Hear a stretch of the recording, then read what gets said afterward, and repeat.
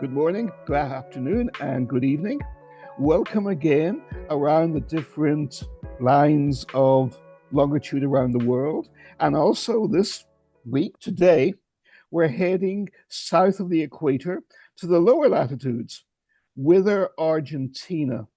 We are privileged to have David SIgal with us all the way from Buenos Aires, where we were crossing our fingers that our telecommunications would hold up, but so far they seem to be doing fine. What are the major issues at stake? Take it away. Oh, okay. The election, good morning, everybody, or good afternoon, actually, where you are. The present election is not in Argentina at all, it's in Brazil. However, if we look at the last election in Argentina, it was very, very influenced by the previous Brazilian election, which most people don't even realize. And the reason why Milei, who campaigned on one thing and then ended up doing everything completely differently, had a lot to do with the ramifications of the Brazilian election in 2022. 2022 was a very unusual time around the world because it came at the end of the very draconian 2 or 3 years known as the pandemic. And it was enforced in Argentina quite brutally. In Brazil, it was a little different. Some states were okay, some states were very bad. So Alberto Fernandez, who was the former president of Peronist, from the Peron party or the Peronista party in Argentina, was then the next person was supposed to be somebody by the name of Massa. Massa also is a union guy, quite authoritarian. He's been the mayor of the richest areas of the province of Buenos Aires, Tigre, Nordelta, put up more cameras than you could imagine. And he originally put Milei to run as a straw candidate against who they thought was going to be the mayor, Jorge Larreta. Was very, very unpopular, except for old people, because he spent his whole time closing parks and doing all sorts of law and order type. There's a penchant for law and order candidates in Argentina. And so Milei was talking about closing the central bank, or at least I would say limiting it, as some economists suggested, or making another peg, as Carlos Menem did, on the dollar, and trying to stop the profligate money expansion. And that's what he campaigned on. But the way that he won the young people's votes, it's not that everybody was an Austrian libertarian. Most people don't even know what the Austrian School of Economics. There's a very large, there's a very loud sector that knows that. But because it came on the heels of the pandemic, which was very severe, the procedures in Argentina, people were locked up for 2 years. He appealed a lot to the young people, running around, doing his rock shows, and sometimes singing La Traviata and all that. And the whole idea was that he was opposed to closing the parks. He was opposed to closing the discos. He hated the cameras. Well, young people tend to like that. People forget that's what how he got the young people's interest. So nobody expected him to go in the first round of the election to 33%, which he did. And all of a sudden, he became a threat to the very person that put him up to run, which was Mr. Massa. Well, enter the opposition. So Milei, understanding what the former president before Fernandez was Jorge Macri, Mauricio Macri, whose father was a very, very good friend of President Trump, because Macri's father, among other things, owned part of the West Side Railroad yards in New York.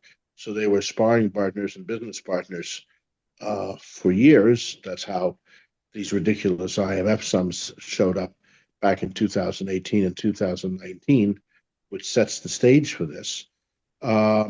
But he understood that he did not want to deal with the IMF. He did not want to deal with money expansion. He wanted to close the central bank, stop money expansion, stop all these draconian measures. So he went to one of the oldest families, political families in Argentina, which is the Bullrich family. So if you've ever heard the name Patricia Bullrich, who has always been a law and order minister of build this jail and that jail and all that, but in reality, she's a very social person. She likes to have a good glass of wine, and her bark tends to be a little bit bigger than her bite. So they tried to make a coalition, but the numbers didn't add up. Now, this is where the Brazilian election of 2022 factors in and how Macri and his people took control again of Argentina. So a few months earlier, a year earlier, there was an election in Brazil. And the Biden had already been in power for about a year and a half. They detested Bolsonaro. And so Bolsonaro had tried, he did not succeed because the government took the power away from him, not to have the type of draconian restrictions in the pandemic. So certain states, such as Rio, where I live sometimes, had hardly any restrictions at all. And other states were absolutely draconian, especially the PT, which is Lula's party up in the Northeast, where you could hear uh, horror stories in the states of Bahia, in Fortaleza and Ceará, where they would actually beat people off the streets and force them. It was a hodgepodge of things. So there was a myth that came up that Bolsonaro murdered 600,000 people because he would not force, the vaccinations from from a force du jour. But in reality, he provided more vaccinations for those that wanted them than almost any other country Yes. Around. So here comes Lula. Well, the same people that put Lula, as Lucas Leros would say, from new I forget what it'd say, pro-Russian channel, New Resistance or whatever it is in Brazil, said to me personally, the same people that put Lula into the prison were the same people that took them out of the prison. And this was, of course, the Faria Lima group. Faria Lima in Sao Paulo is the financial street, not only of Sao Paulo, but de facto the financial street of South America. And Bolsonaro just wasn't fitting for them. So the elections came, and in the Brazilian elections, you had a first round and a second round, just like in Argentina. On both rounds, if you were watching the election, the turn of Bolsonaro started out by winning in the first 2 hours. At exactly 66% in both the first and the second round, um, the lines changed and immediately Lula started winning. The probability of having in 2 rounds exactly the same number where the lines turn at 66% is very it's not very likely.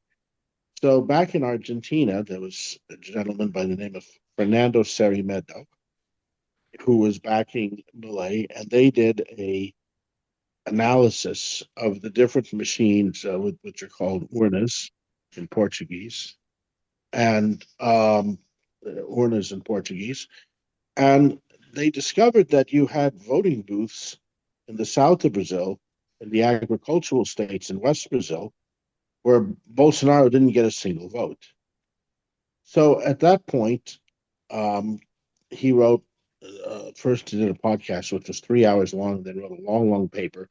It's almost buried, but you can still find it in archive, called Brazil Was Stolen. Now, I actually believe this is a very important document. Everybody that's interested in this area should read it.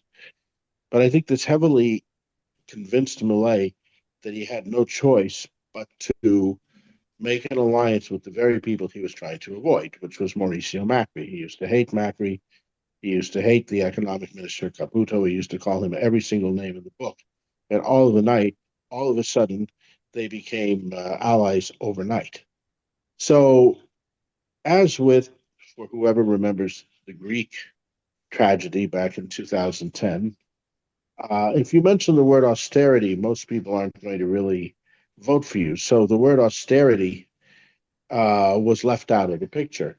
Unlike the new candidate or the new president in Colombia, which is boasting about austerity like there's no tomorrow, So the austerity part was forgotten about until after Milei was elected.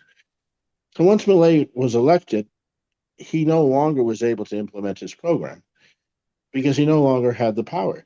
He had to bring Macri in so Massa would not do the same thing that happened with Alexandre de Moraes and Lula in Brazil.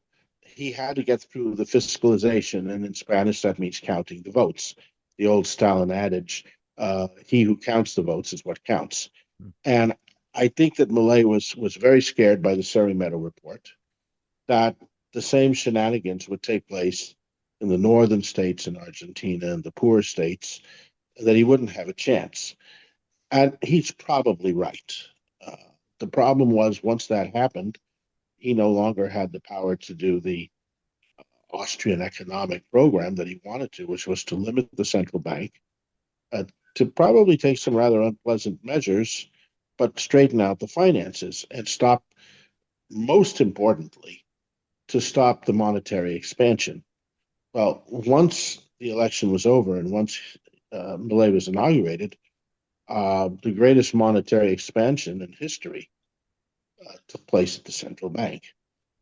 So right away, you were seeing the peso getting devalued and devalued and devalued. But then something happened which doesn't normally happen in most places. The Minister of Economy, Luis Caputo, who was also very active in the first Macri term, which happened 2016 to 2020, uh, his greatest achievement in his mind was being able to secure a $57 billion loan from the IMF. Now, most places in the world, or most people, would not consider any kind of loan from the IMF or the World Food Program or the World Bank to be an accomplishment. Well, these people think it's the greatest accomplishment in the world. It's bizarre. So, uh, in order then to service the debt, um, um, Caputo's a very intelligent fellow. He's also a bond trader.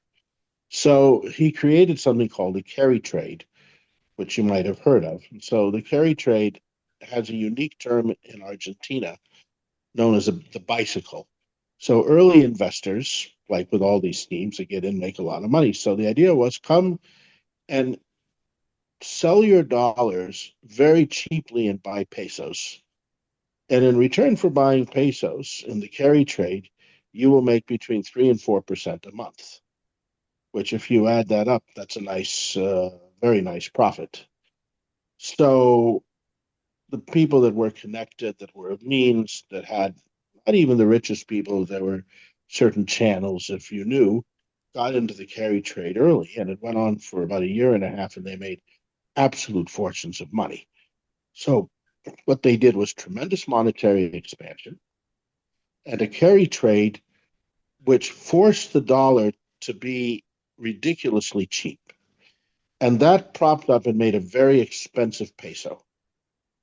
And with that very expensive peso, the same as what happened back in 1978 to 1981 with Jose Martinez de Hoz, almost identical during the Videla government, was Argentinians were all of a sudden feeling rich, the top 3% or 4%.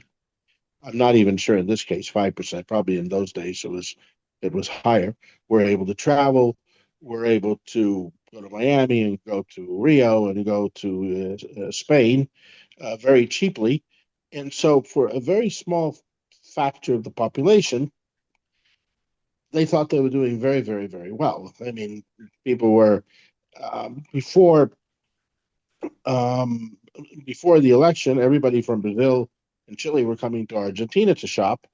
And as terrible as the economy was under the old bad program, the restaurants were full, the theaters were full, the streets were full, industries were humming. Was it a healthy situation? No, it wasn't. But it was a very, very healthy place to be in, a very healthy economy. It was very cheap. I mean, steaks were ridiculously cheap. But in return for that, it was a full, vibrant economy. Yes. Well, now they create a cheap dollar. And what happens? They say, our policy is only to change Argentina into a fully commodity extractive country. Exactly. So rather than having a mix of extraction and manufacturing, and Argentina manufacturing had been corrupt and had not been good for years, unlike Brazil. That is true. You had all sorts of schemes. If you wanted to export stuff from here, you had to basically do a trade in Uruguay, or you had down in Ushuaia, down in the south, Argentina's richest state, in Santa Cruz, where Christina is from, Patagonia, and the most important state, by the way, for the U.S. because of its geographical location and also because of its resources. Um, there were all sorts of shenanigans. So, were you getting good products in Argentina? No, you weren't. Were there too many state-run, um, uh, without state-run firms without competition? Yes, that is correct.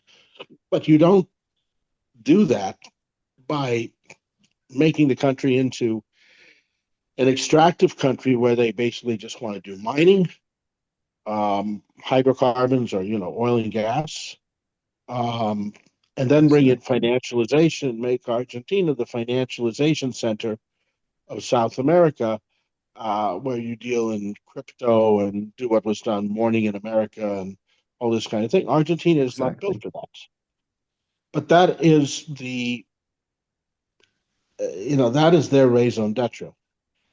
Now they got a little bit lucky because the Trump doctrine, which makes sense, and actually you almost have to go back to the days of Abraham Lincoln to understand this, was that basically the powers that be in the states basically have tasked Trump with bringing all this tremendous spending on 900 bases around the world and all these adventures back stateside. It doesn't make any sense uh, to keep this worldwide um, militarization. It's just financially not working anymore. So Argentina then becomes very important because of its geographical location, because of its proximity to Antarctica, to its control of the Strait of Magellan.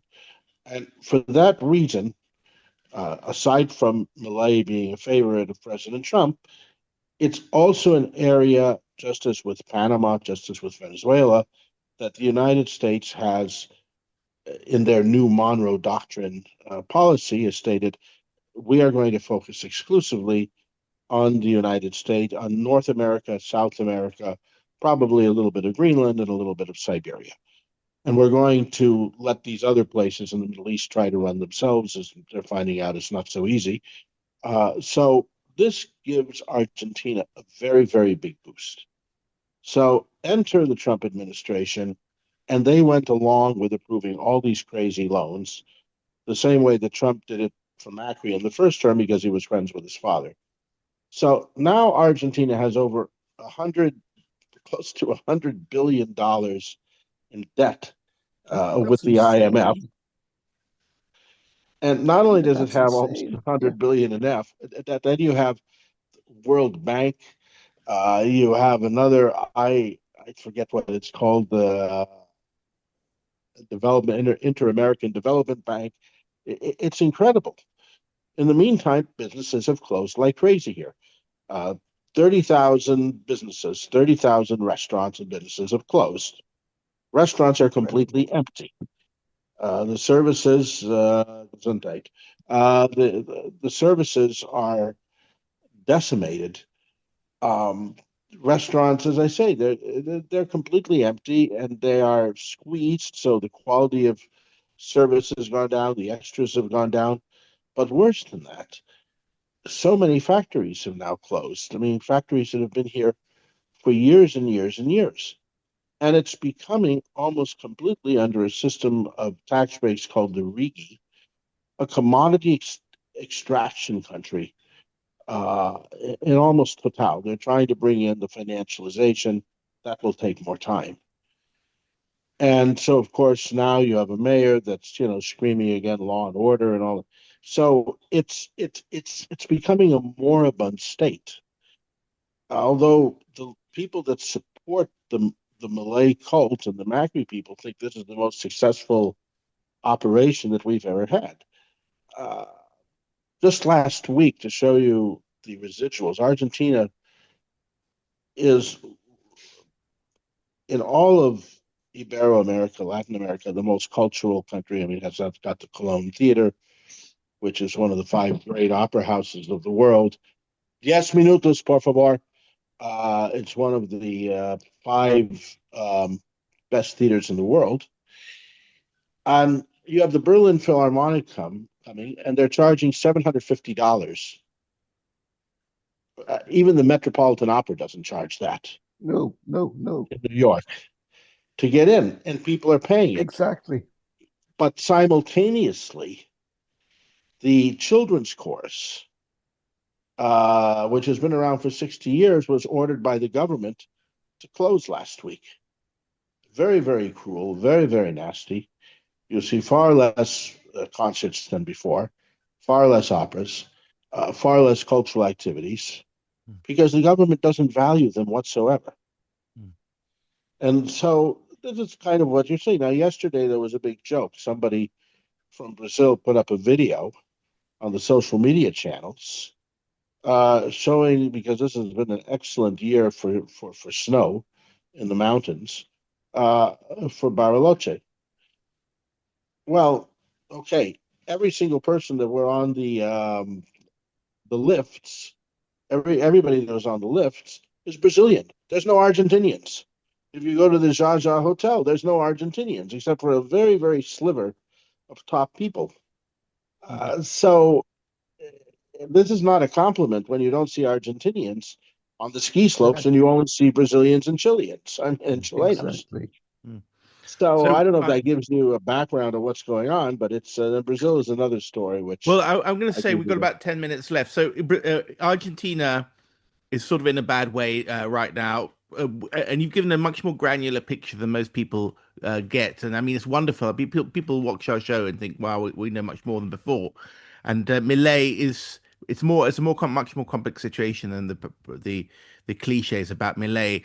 What about then Brazil? I mean, Brazil's got an election on the 6th of October. Maybe we can have you on before then to analyze that. But just give us an overview. Let me finish with Argentina. If we want to do this again, we can. But I will say that, strangely enough, I thought Milei was finished. A couple of months ago, I thought that Kicillof, which is the Peronist candidate who is the governor of the state of Buenos Aires, would take over, but enter Cristina Kirchner. Cristina now, Lula has spent a lot of money propping up Cristina Kirchner, propping up Massa's, probably spending money on Kicillof as well. Well, she's fighting like Dickens to get out of house arrest. They're not doing to Cristina what Lula has done to Bolsonaro, but still she's under a house arrest where she can still go on the balcony and give speeches. And so Kicillof is a little bit intimidated by Cristina. And if he's afraid that if she gets out of jail and house arrest, and I think she may, if she has the good enough lawyers, there's a history, she can go on the rampage. For that very, very reason, you don't have an opposition right now. So, and because the United States is very, very heavily backing Argentina for the, worldwide geopolitical reasons that, I touched on just very briefly for maybe 30 seconds, Milei could still possibly win again, even though he's only showing at 30% right now. So that's what we don't know yet. That's the, as Rumsfeld would say, the unknown unknowns. Okay, so sorry. If I may briefly, David, you've given a frighteningly clear, horrific description of the whole Argentina has been not dug itself, but been dug into by its leaders and by friends who thought they were friends, but really were not, in approving these enormous loans. You have this $100 billion debt. You have, as you say, an economy switched towards the ruinous nature of total extraction. Is there a way out of this? Do you see a realistic way out of it for them? Well, the answer to that is, look, Argentina and Brazil are two of the absolute richest countries on earth. They have many, many advantages. Number one, Argentina has a small population, and Brazil, Yes, for its size, has a small population. It's got usable land. You don't have earthquakes and huge hurricanes. Um, Not the land small. is incredible. I mean, if you look, I mean, the only other place in the world that rivals the southern cone in Brazil would be North America. But take a look at Canada. How much of it is under ice? How much of it is Exactly. under tundra? Just like Russia is. I mean, so with that small population, with a country, an area that the last war, which was an imperialist war, was around 1870 with the Triple Alliance with Paraguay, which was a very, very brutal war. I mean, over 50% of the population of Paraguay was wiped out, and especially about 60 or 70% of the men. But since that time, you have not had a war down here. You've had military governments, and sometimes they govern more benevolently than the democratic ones, but you don't have wars here. You don't have mass starvation. You have unbeatable arable land, Yes. which is the rival of the world. So the situation is not that gloomy. That's the funny thing. I mean, if this was being done in, say, Pakistan or someplace like that, it would be an absolute catastrophe. But somehow or another here, because of the small population and because there is such an abundance of everything, it never reaches that destitute point, even though certainly if you look at favelas in Brazil, you'll see it. But again, this is mismanagement. This is a whole other issue. So yes, I think Argentina will always be an enigma. It will never be what it should be. The only time it really became what it should be was when the British were running it. You can say what you want about the British, but if you look at the British colonies as opposed to the Mediterranean, that is the Italian, Spanish, Portuguese, Greco tradition, they ran much better. That's why you have the great buildings here. That's why this place looks like a European city. That's why you have the great English type, Anglo type, Anglo-French. You had the French architects who were the people that were the second rate from the L'École d'Architecture. That when they were not building Paris, they were building here. So there's a lot of advantages. It's not. It's a dismal picture in terms of loans and finances, but at the same time, you cannot look at this part of the world as being a catastrophe. Mm. I mean, if you take a look, for example, at Southeast Asia, you have hurricanes all the time. You have tremendous weather. You have what? You don't have that here. Yeah. So that's Yes. why I'm not Yes. really I these mean, other. I'm sort of looking at places one could settle in, and a lot of the digital nomads place Paraguay as a top place to be. But I look at I sometimes daydream, could I settle in southern Chile, for instance, and do podcasts Yes, from I there think because that it's got too. this Germanic feel to it. It seems to be well run, and it's got a climate that's habitable. And you say Argentina is the same. I look at Well, YouTube videos. habitable, but very cold. If you're talking about Punto Montt or Punto Arenas Right. going way south, you better be somebody that likes cold weather. But of course, you guys are in Scandinavia, so That's it makes right. no I mean, difference. we're used Well, to that. I'm And actually in New it's Jersey, outside. which is It's could be too. colder than Scandinavia. We won't get the sudden heat that a nuclear explosion provides down there. But that's Unlike exactly it. You're not going to Exactly. have weird bombs coming in this direction. you So, Exactly. yeah, but on the other hand, what bothers me is a lot of these digital nomads are yapping about things they know nothing about, yeah, uh, you know, geo arbitrage. Well, my business, when the business existed, was with airline tickets and airline instruments with real arbitrage. Once you've done real arbitrage, I mean, geo arbitrage, something called maxing.